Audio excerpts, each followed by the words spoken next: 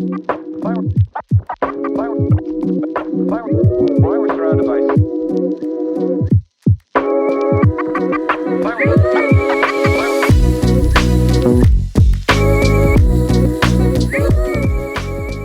Hi, I'm Damien Baxter on the Creators Unlock podcast with LiveLink. Today, I'm joined by Chris James, who's an online expert with organic lead strategy and also content strategy. Is that right, Chris? Content all the way. Content all the way. All day, man. Yeah. Well, thank you very much for joining us, Chris. Pleasure. Thanks to you guys for having us. I'm excited for this. No, we're glad you're here. Where have you come from today? Well, yesterday, I think it was, wasn't it? Yeah.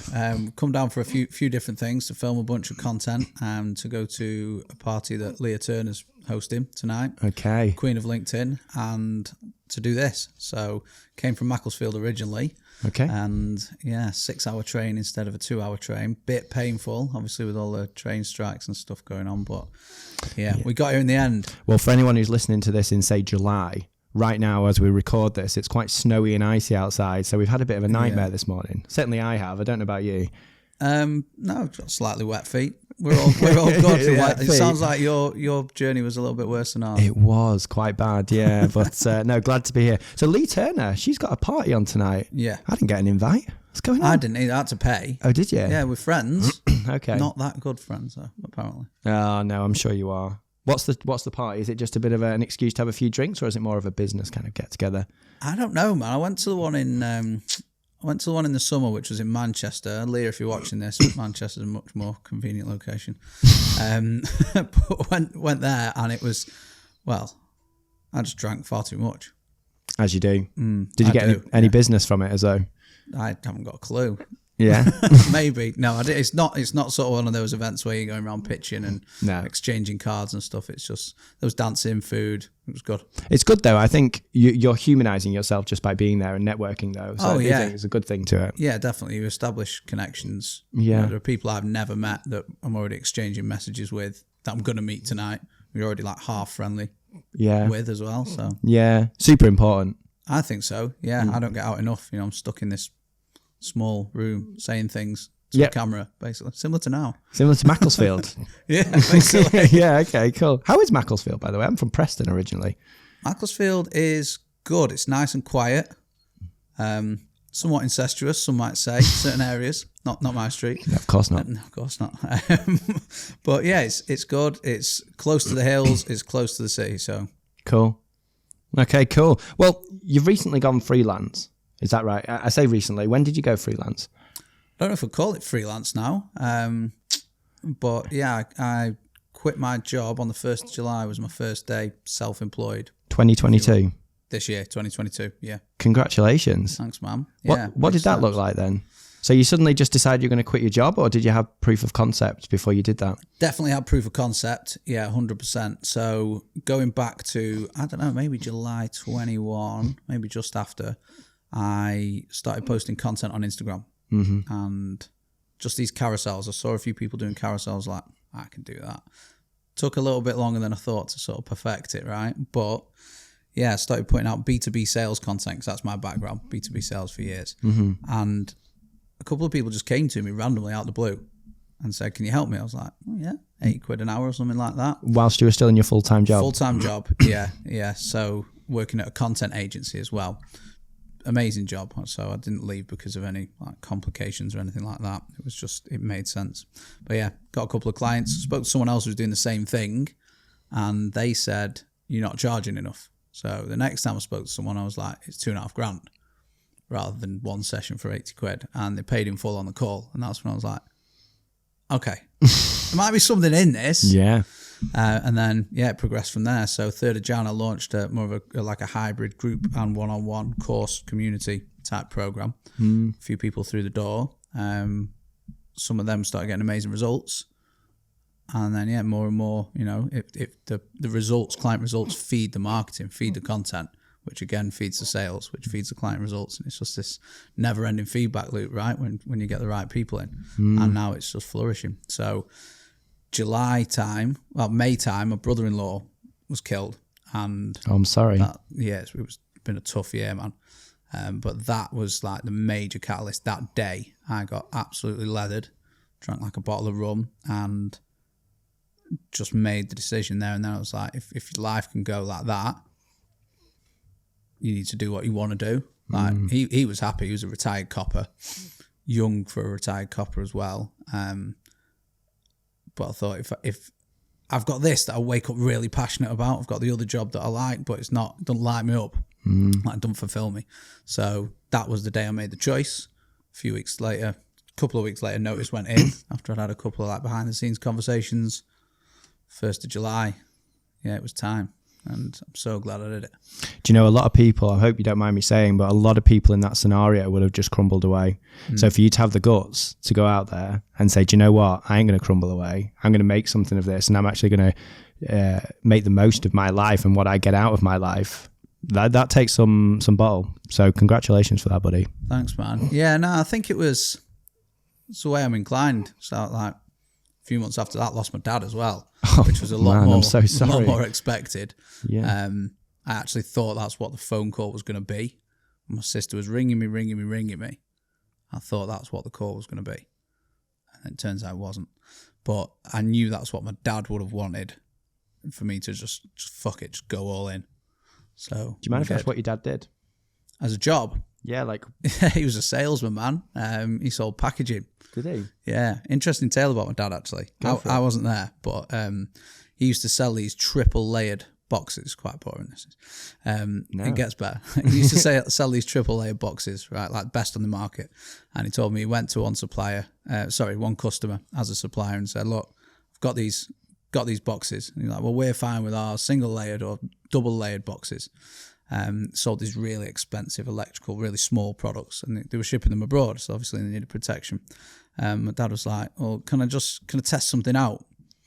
And he took the product off him, put it in this triple layer box of my dad's product, basically, sealed it up and just booted it across the floor. And this guy was just like, and then he pulled it out and it was still intact. However, I don't know how it happened, but then he won a load of business that day from that guy who's like, yeah, we'll switch. So it's a little interesting. Sounds like a lot of bubble wrap to me. Could be, yeah. Not good for the environment. Back then. Yeah, I know. It was a game changer. Yeah. But yeah, my dad was a salesman. Then he worked on like some council buses when he started slowing down. He's a Sunday League ref, like mega high work ethic. And I think that sort of, and a like proper positive attitude as well. I think that rubbed off on me. I was just going to say, was your dad your role model, do you feel? 100%, man. My dad and Eminem. Eminem? I used to love Eminem, yeah. Did you? Oh, amazing. So your dad is probably partly responsible for the success that you've experienced today then? 100%, man. Yeah. Or if not 100, then 95. Yeah. Well, I'm sure he'd be very proud of you. I don't know him personally. I think he certainly was. Towards the end, he was loving it when I was coming and saying, look, I'm speaking to all these people. I don't think he gets the concept. It's like, what, you make money from Facebook? Different generations. Yeah. Yeah, I know. Yeah, I know. But yeah, he was definitely proud, which makes me even prouder. Good. Keep doing what you're doing then. Thanks, man. Yeah, I intend to. Yeah. Big year next year. Definitely. Big year. What? Tell us about that. Well, I don't know. I don't know what it looks like, but I know that I'm ready to go even more all in. I'm more crystal clear on the product now, which I think too many people go and try and get the product too polished before they sell it. Whereas I was like, just get people in. Low cost, just get people in. It's not about the money, it's about the long-term vision. And then, yeah, some of the people in there are just absolutely killing it. And that's the proof of concept. So, right, now we know it works. How do we improve it to help people get even better results, up the price, but get more people in because the proof of concept's out there as well. How's your product changed then from sort of July this year to where you are now? Quite significantly, man, I think. Like there are 5 elements to it. So there's one-on-one calls with me where we define someone's offer and what that looks like. And then there's a second one where we sort of help with a 60-day content sprint because it's helping people to essentially sell using organic content on LinkedIn and Instagram. So there's 2 one-on-ones with me. There's twice weekly group calls where we cover like high level and tactical stuff as well. There's a course, which was that's the main thing that I need to put effort into to improve. But it was always quite high. I've been in loads of courses. I think it's better than every single one, but it's not world class yet. That's where I need to get it to, right? Then I brought on Vicky Hanley as a client success manager. She'd been through the program, like 5x the revenue in like 3 months. Smashing it. Didn't even get to the end of the program before I was like, can we work together? Do you want to help me out and I can help you out? So we're working really closely together. She's transformed it. Like clients just saying she's the best part of the experience now. So they get a little bit of one-on-one time, or the opportunity for one-on-one time with her. And then we've got the community channel as well, which is thriving, which means it starts to become self-serving, right? People don't have to come to me or Vicky for answers to their queries. They can ask the other group of entrepreneurs who are all on the same journey as they are, who've all invested the 4 figures to get there. Where's your community being held? Where are you using a platform? Yeah, it's in Slack at the moment. So it's instant messaging. Yeah. Yeah. Thought about changing it, but I quite like it. Yeah. It's nice and easy to manage. No, that's good. So in terms of your content then and what you're putting out there, what exactly is your product? What are you doing? So if you get a business coming to you that say, I don't know, an investment firm, and they're like, hey, we need some help with our B2B sales strategy or whatever it might be. And then the next day you get, say, a PT asking you the same question. How do you make those adaptations to your strategy to suit both styles of clients? I wouldn't offer the same product to both. So if a big B2B business, I've only worked with one, and that's the side of sales I do know a bit better, to be honest, because my history lies there. But I would just deliver like a masterclass to them or something. I've got no desire to hop in and do consultancy work or anything like that. I'm much more focused on individual business owners and trying to help them do what I've done, which is like just start like by accident. Hopefully they'll be a bit more intentional, right? But yeah, help them start to like build brand equity within their sort of the target market on the chosen platform through just putting themselves out there and like really helping them push their boundaries. And what's the first thing you usually ask them to do? When we work together, yeah, is go away and use a framework that we've put together, which is how to put together an offer and actually like make it sound good, stack it, make it clear, make it concise, make it compelling enough for people to go, actually, yeah, I do want to speak to that person. But also off the back of that then forms a content strategy where you're just consistently showing up, delivering impact, interacting with the right people. And then, yeah, it just comes full circle. Right people at the right time. Yeah, well, the right people all the time, really. That's sort of the aim of it. Yeah. If you want to win on social, you got to be there every day. Yeah. Yeah. No, absolutely. Well, I know you've worked for Pepsi. We've done work for Pepsi, yeah. Paddy Power, Subway, FedEx, Jack Daniels. I've got a little long list. I say a little long list. That's contradictory, but a long list here of big names. How does the work that you did for them compare to the work that you're doing for yourself and your clients now? Oh, it was good, right? You work with a big brand, especially someone like Pepsi. They've got these marketing campaigns that are cascaded down from a top level. So they'll have a Christmas strapline, let's say, and a Christmas campaign, which is activated globally, but then it's channeled down into the different, more local markets, so the UK. And then the UK have then go activate that strategy in a separate way to, let's say, America, which is cool.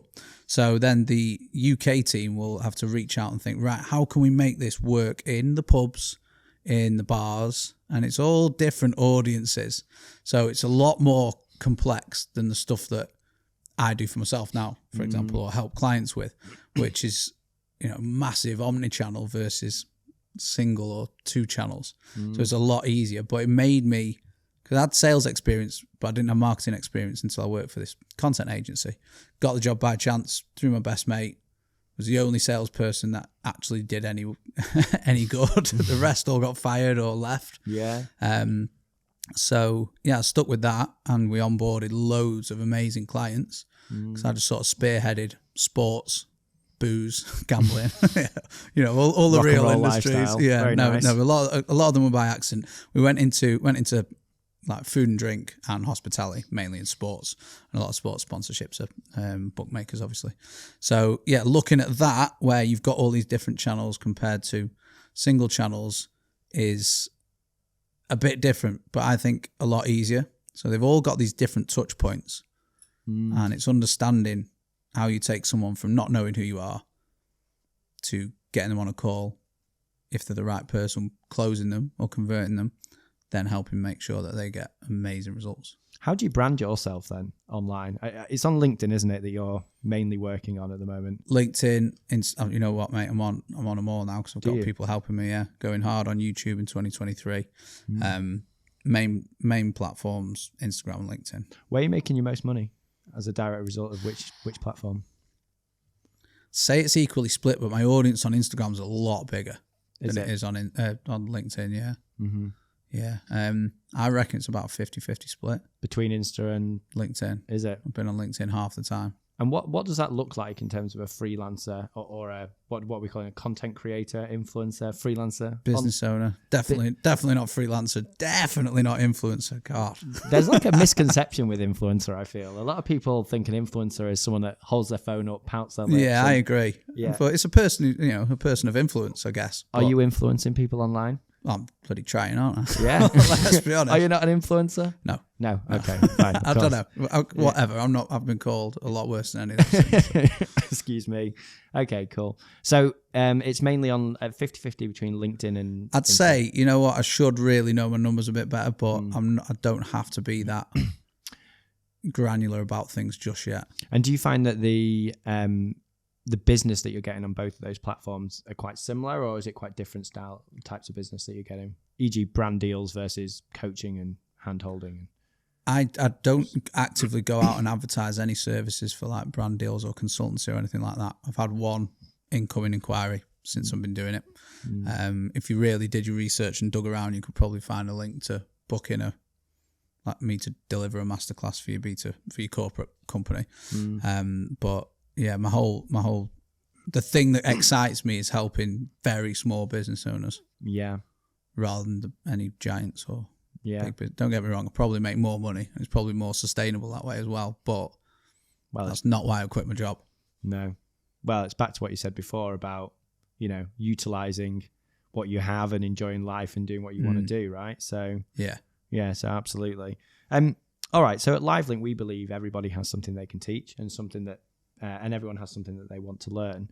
When was that moment that you realized that you had something to teach, and more importantly, that you could monetize from that?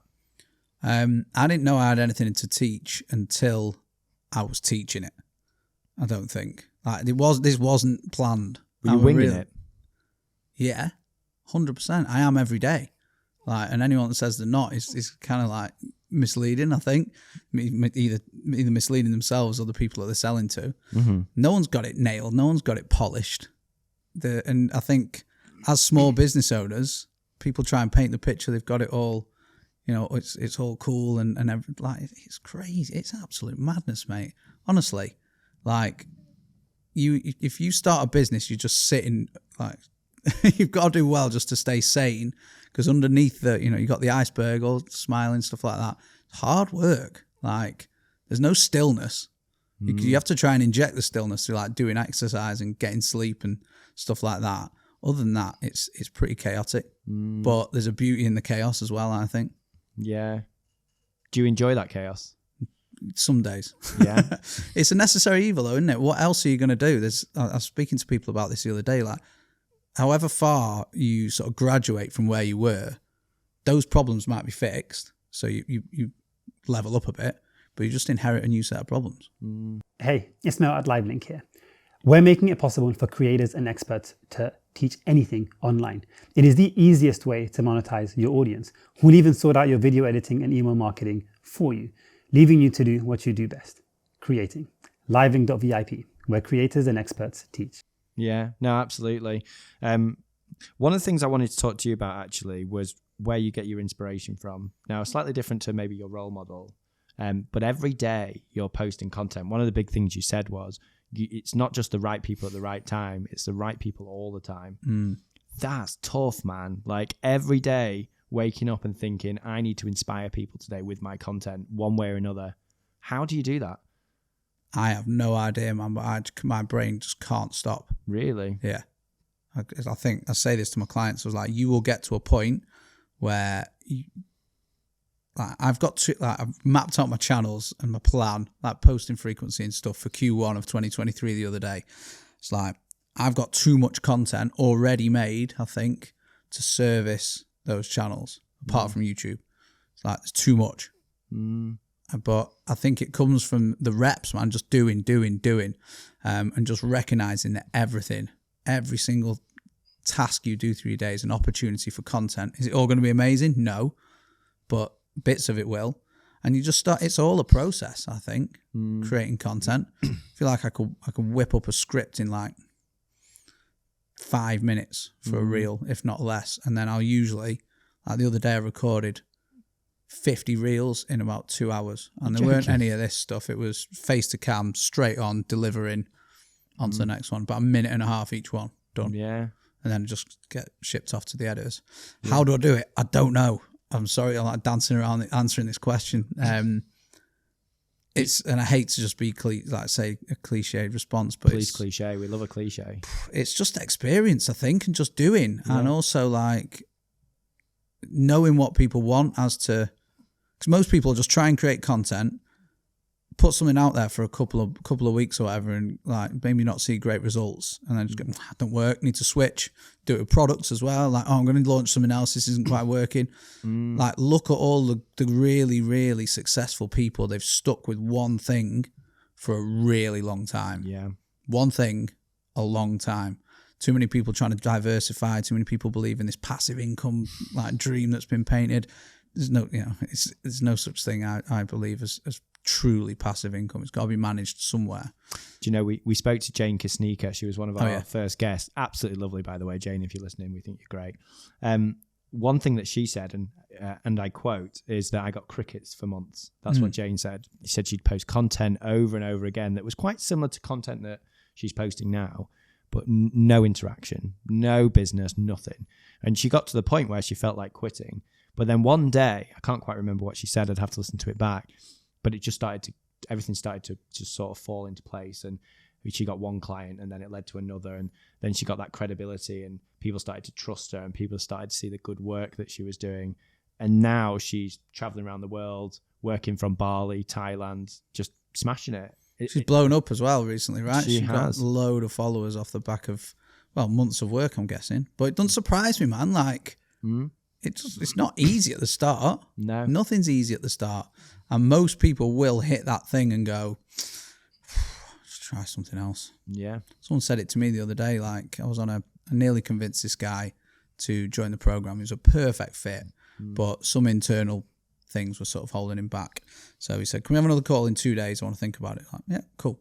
Came back and he was like, I can't decide. He was running his own business at the time. I can't decide whether I want to build the empire and really go for it, or I just go back to full-time employment. I was like, whatever you do not go back to full-time employment. I'm telling you, this is like just an internal, like a stumbling block almost. But everyone gets it. And I think when you're in that position, it's really hard to be able to take a step back and go, I'm not the only one that's experiencing this. Yeah. There's like every other business owner in the world has thought about quitting. Think about quitting all the time. Just subconsciously for like flicker of a second.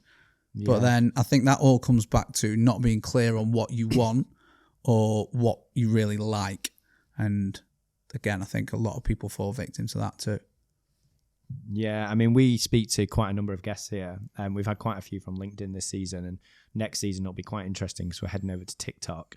But one thing that everybody said is exactly that. It's so difficult at the start. Oh, yeah. But LinkedIn, what they have said is the time is now with LinkedIn. I don't know what's going on with their algorithm or whatever it is that's contributing to this, or whether people have just realized that there is a big market on LinkedIn. I'm not sure, but now is the time on LinkedIn. Would you agree? I think so. I think the problem that they've always had is it's one of the least sexy platforms, isn't it? It's online CV is how I always saw it. Yeah, same. And I held back, even though like previous corporate roles, I've been on LinkedIn for years, previous corporate roles, I just didn't really post anything because I didn't really know what to say.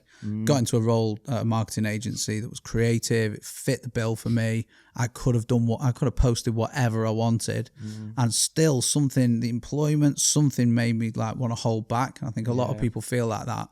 The minute I entered into it as a business owner who could say exactly what he wanted and be, well, I don't say exactly what I want, but close to it. As soon as you can enter into it from that perspective and look at it as in like, I'm building my future here. If I can build trust with a massive organic audience, I've got people a network that I can leverage for years. But I think most people are just a step before that, which is just like, oh, it's a little bit like your words, because I do feel like your words are under the most scrutiny on LinkedIn compared to other platforms. But everything else is a bit sexier. It is interesting. Not for long though. I firmly believe like it's the best platform. But not for long. No, I think they're slowly catching up. We'll see.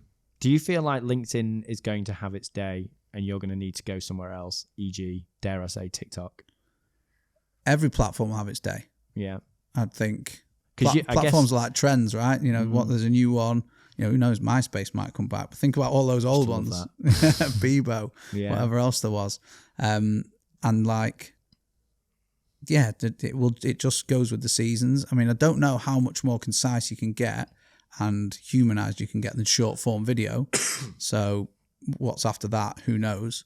But yeah, the day will come for LinkedIn. But I think it's on the rise rather than any other platform. Yeah. In terms of the opportunity. I like to look at them in terms of intent, right? Why are people on certain platforms? People are on LinkedIn for business. That's it, pretty much. YouTube, they're on there with a high intent because they want to learn something or be entertained as well. But if you're going in with specific search queries on YouTube, you want to know something. You want to find out. And if it's business related, you should be on there.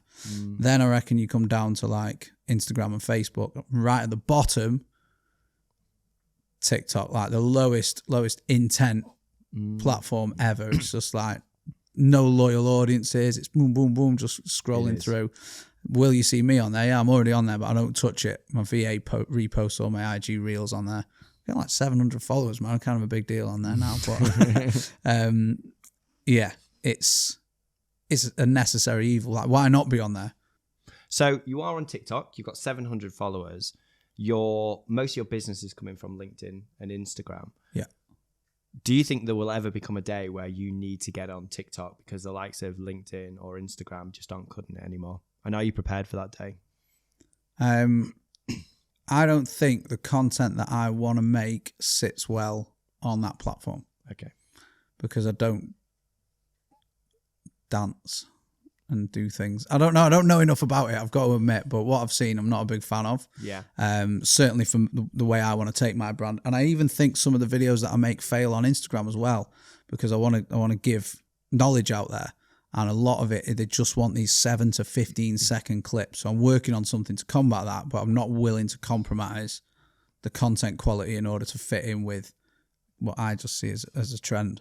And trends might sound cool, but they're not. Fundamentals are cool.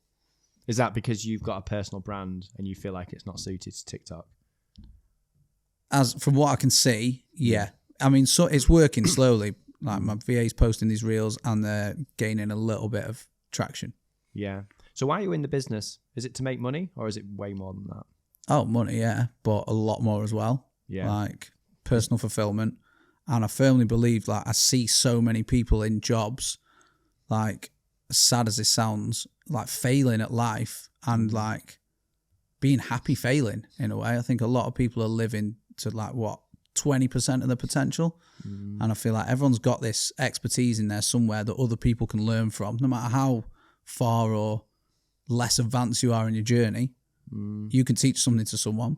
And I think, the e-learning industry it's gone massive, but it's nowhere near at capacity. No, so agreed. Yeah, money, of course it is. And I say this at the end of my calls, my sales calls with people. I was just like, look, this is about money. Because when you pay money, put a load of money into something, you really value it, then you'll start to make it work because of fear of failure. Yeah. It's not desire for success.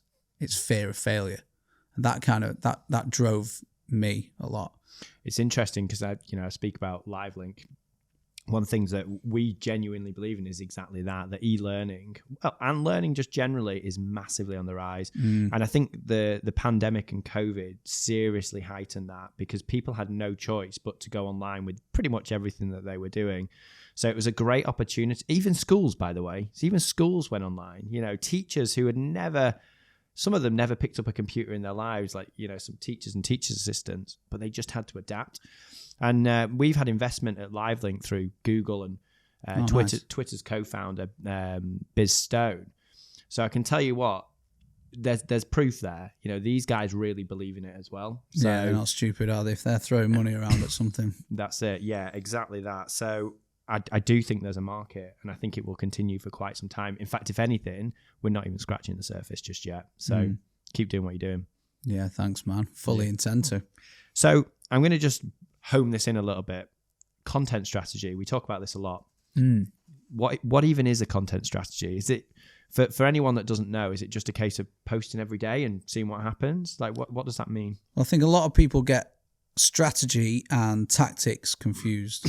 So, you know, ignoring the content part, strategy for me, you've got something that you want to achieve, and your strategy is almost your actionable plan on how you're going to do it, how you're going to get there, what you need to do in order to get there.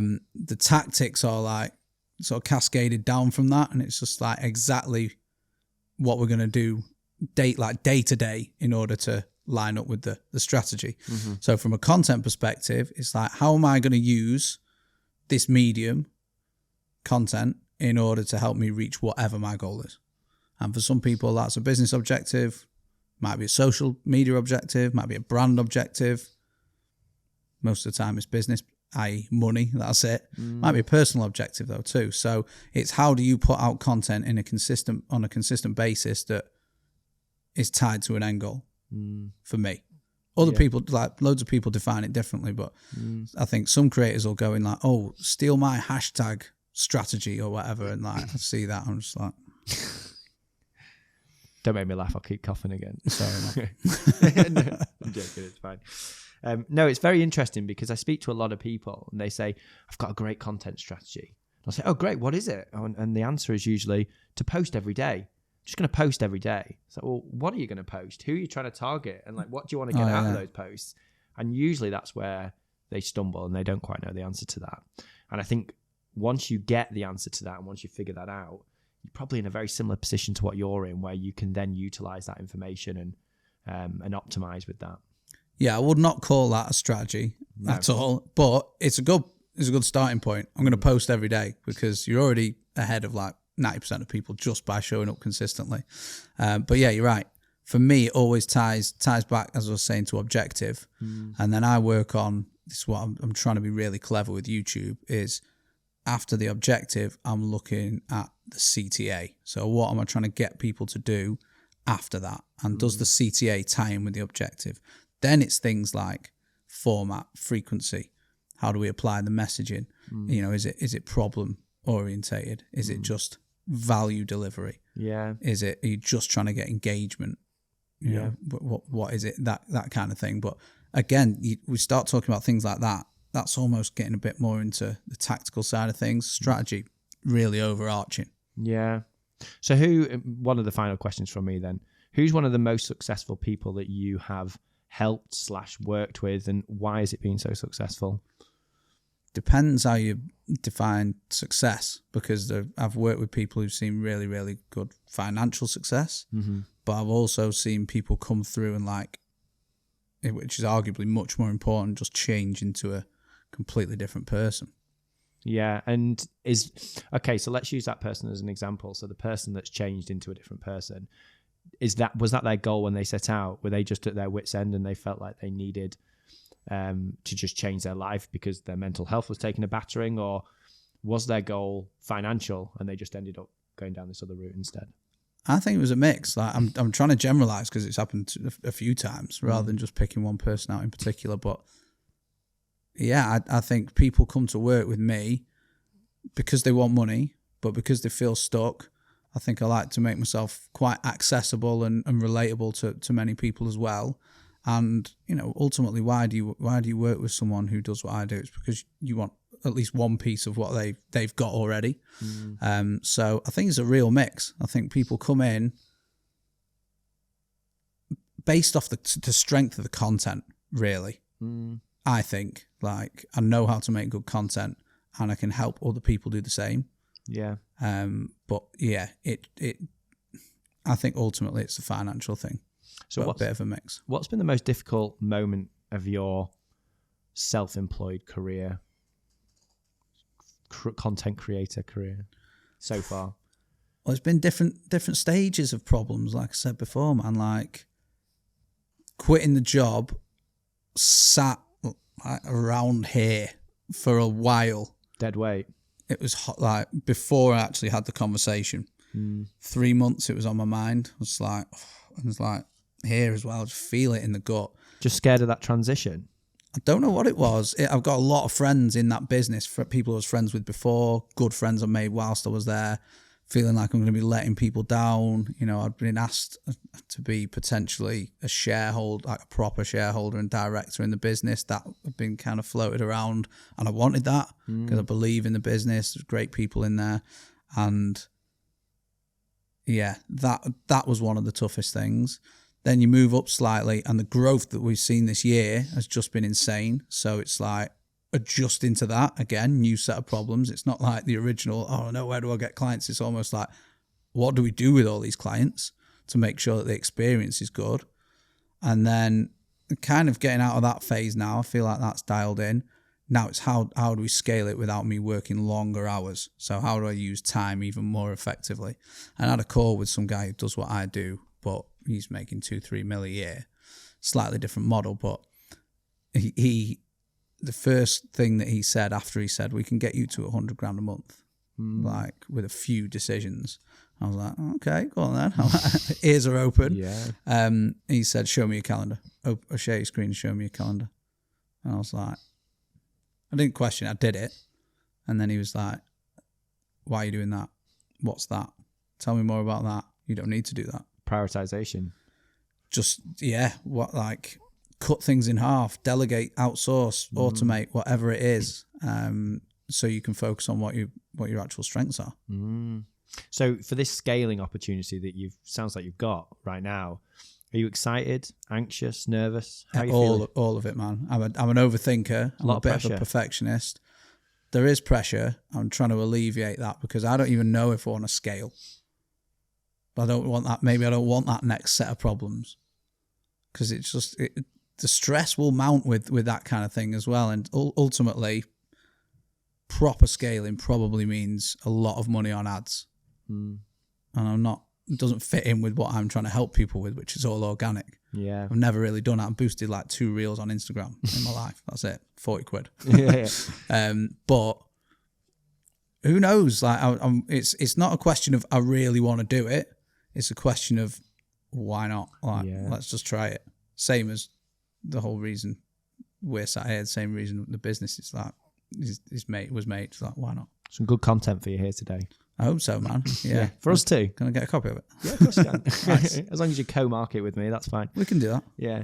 Well, Chris, I'm not going to take up too much more of your time. I know you've got a party to get to. It's pretty cold outside, so you make sure you line that stomach with a bit of food before you go.